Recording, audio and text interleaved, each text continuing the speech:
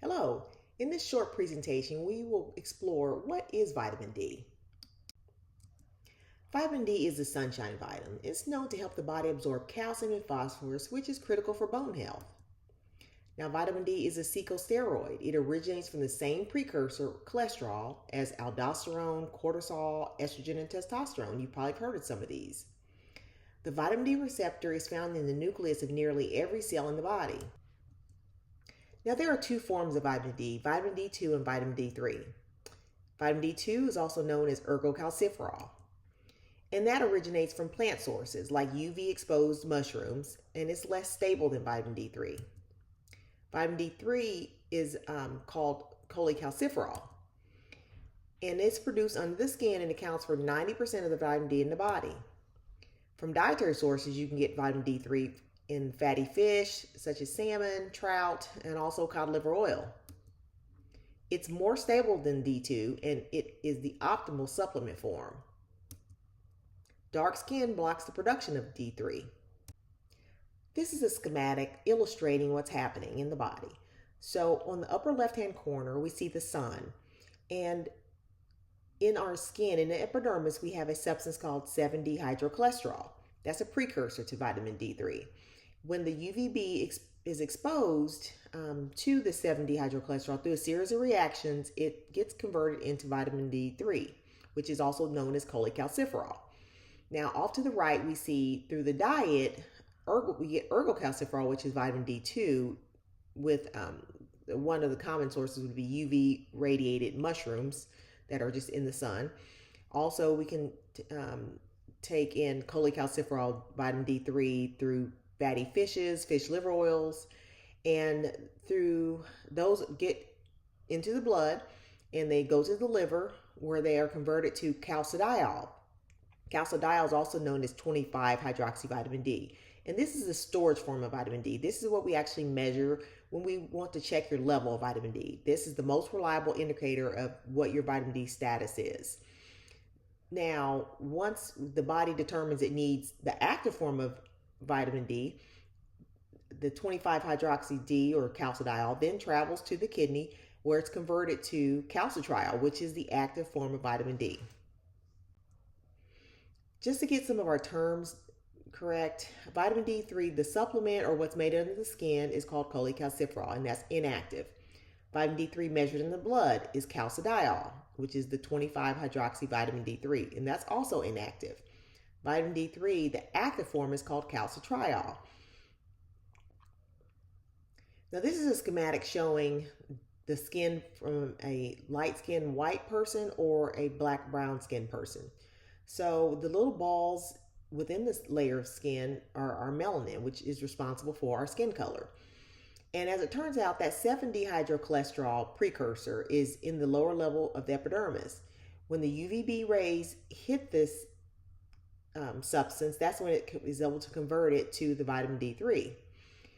To the right, we see a dark-skinned person has lots of these balls of melanin, and when the UVB hits this person, it gets absorbed and scattered throughout these melanin balls, and it has difficulty reaching the lower level of the epidermis to make the vitamin D3.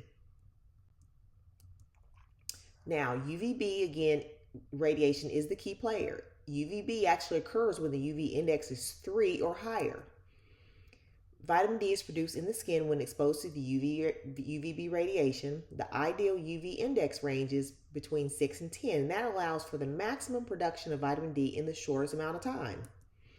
Now, in my state, Indiana, the UV index is less than 3 during the months of November, December, January, and February. So even if you were out in the sun, you would not be getting the UVB necessary to make the vitamin D. And you can look up what your state UV index chart looks like. Just some basic information. So for instance, in a UV index, if the UV index of 8, like for in Indiana, that would be in July, midday is when you would get the maximum UVB, which is between the hours of 10 a.m. and 2 p.m. Now for a brown skinned person, full body exposure, you're going to be making between 1 and 5,000 IUs of vitamin D3 when you're out in the sun between 30 and 60 minutes. If you have partial body where you're only exposing your face and arms, you're getting less than 1,000 IUs of vitamin D3 produced.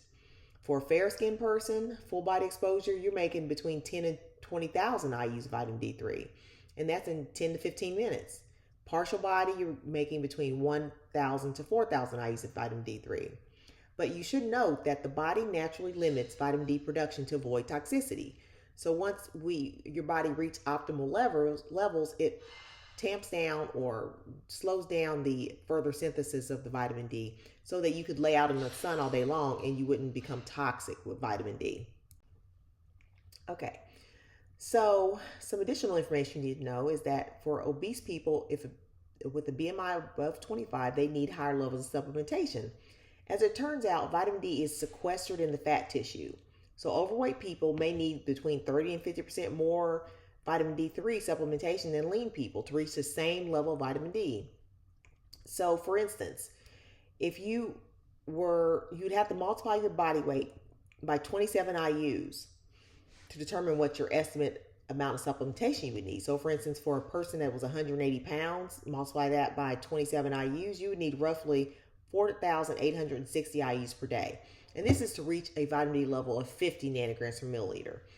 And some doctors do use a loading dose of 50,000 IUs weekly for 8 to 12 weeks, followed by maintenance dosing. Also, you should know about elderly people. As it turns out, the molecule needed to synthesize vitamin D3 in the skin decreases by up to 75% by age 70. Also, elderly people tend to spend less time outdoors, and they also have slower skin repair and less response to the UVB exposure. And I use the Grassroots Health Nutrient Research Institute for their vitamin D calculator. It's a great way to be able to figure out what your personalized vitamin D level dose should be. So this is a schematic showing how different skin pigmentation responds to different UV indexes. So for instance, in a fair skinned person, in a lower UV index, such as like 4 or 5, they could get away with 20 or 30 minutes of UV exposure to get the maximum amount of vitamin D synthesis. If the UV index was higher at 7, then a fair skinned person could have maximized vitamin D synthesis in 10 to 15 minutes. However, if you're brown skin, the darker skin pigmentation you have, you really would need to be in a high UV index environment of 10 or higher in order to make these maximum amounts of vitamin D. And as I showed you in Indiana, for instance, you're only reaching that in the summer months of like July, August. So you do have options though. You can supplement or you can relocate. In order to maintain optimal health and have vitamin D sufficiency, you could go to Quito, Ecuador. They have a UV index of 10 to 14. You got Darwin, Australia, 10 to 12. Kampala, Uganda, 10 to 12. So you definitely have options. Now, vitamin D, the active form, which is called calcitriol, it plays a pivotal role in calcium absorption from food in the small intestine by stimulating the expression of these calcium-binding proteins and transporters in the intestinal cells. So just wrapping up some key points about vitamin D, it's essential for bone health. It helps absorb calcium and phosphorus. The main sources include the sunlight, which accounts for 90% of the vitamin D3 in the body, and that form is called cholecalciferol, which is the most effective form of vitamin D3. In the diet, you can get vitamin D3 also in fatty fishes, such as salmon and trout, and also cod liver oil. You get a different form of vitamin D called ergocalciferol vitamin D2 in UV radiated mushrooms and some fortified foods. However, this is the less biologically active form of vitamin D. The preferred type of vitamin D is vitamin D3. Remember, the cholecalciferol made in the skin is inactive. What you get in the diet is inactive, and the activation steps occur in the liver and in the kidneys in order to get to the calcitriol, which is actually the active form of vitamin D3. UVB is needed through sun exposure, and you should know that dark skin in winter months reduce production of vitamin D3 in the skin. There are special needs. Higher doses are needed for elderly people, obese people, people with darker skin, and those with limited sun exposure. Supplementation is often necessary in low sun regions or for at-risk groups. Thank you.